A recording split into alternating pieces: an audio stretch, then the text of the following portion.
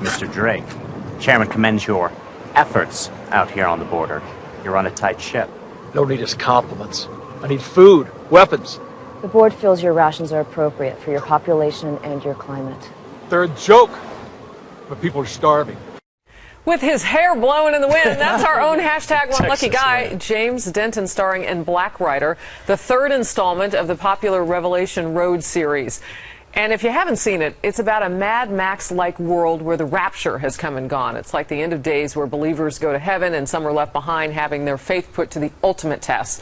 Black Rider is the latest in a growing number of faith-based movies going mainstream. And I tell you what, these are some huge money makers for Hollywood. You had another one, The Left Behind, which is based on the Left Behind series that just opened with Nicolas Cage on Friday, and it raked in several million as well. How do you account for that? I mean, is Hollywood getting faith?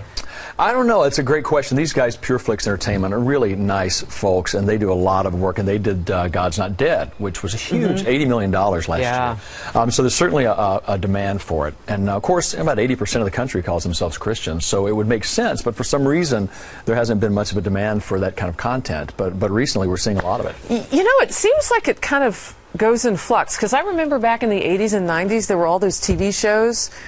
Touched by an Angel was one that was more 90s, but you had a series of them that were really popular. Do you think it's coming back in? Yeah, there was the Michael Landon one too, something about heaven, I can't remember. But Highway to Heaven. Yeah, so there were a lot of them, but not so much on TV now, but there is, even with Noah, which is not really, certainly not a Christian movie, but biblically based stuff that's out there. But Russell Crowe had very good hair in that movie.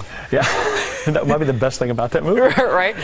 Tell me about Black Rider, though, because I watched the trailer for it, and it seemed, I mean, it's kind of dark. Oh, it's very dark. It's about the revelation that after the rapture, the time of tribulation, where everything is godless and horrible, and people are just trying to survive. And according to the Bible, depending on what people believe, it says 75% of the people will be wiped out in this period after the rapture and before the second coming. So it's all very biblically based and very, very dark. It's a hard story to tell as well. Now, it's not a typical Christian movie. Many are fluffier and warm and fuzzy, but this one's pretty. They're definitely impactful. I remember watching one when I was younger. I think Thief in the Night that my mom showed me as a child, and it's definitely eye-opening. Do you think it's because people are searching maybe their lives, or they're not feeling confident? You look at the polls, they're not feeling good about how things are going, that they tend to turn to Christ and God, and they have a hunger for these types of movies? Absolutely. I do. I think there are certain things and trends in society. Even if today, if you sit down, I was talking to my mother-in-law about traveling with the Ebola scare, in between ISIS and Ebola and now the enterovirus. I mean, people, I do think people look for something to hang on to, and obviously faith is fantastic for that, and that may be part of the reason. James, that idea would be contradictory, however, with what we have reported on this show, and that is that church attendance is down. People are not getting married in churches. They're not going to church. I mean, the numbers are drastically down.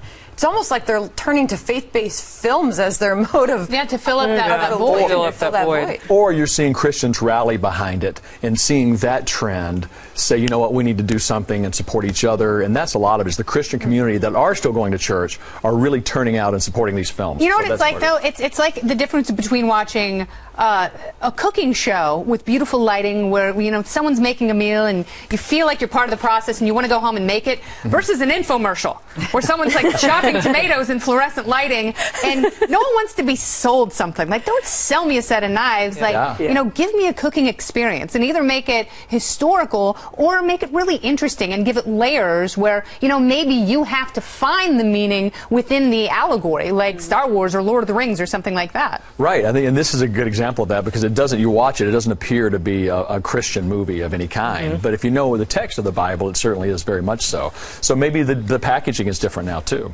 So will this influence what you do down the road? Because when you watch actors like Roma Downey, I mean, she's done Christian-based television before, and now she's got this new film that's coming out with her husband that's also Christian-based.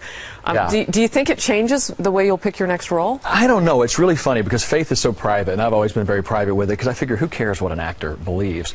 But when I wish you could share that in Hollywood some. Oh, yeah. So I've never talked about it. And still, it's very, very private. But these two projects, I did one called Grace Unplugged back in the fall that was in theaters. It was a father-daughter story, regardless of your religion, but very much a Christian film, and those guys are doing another one next year that we're talking about.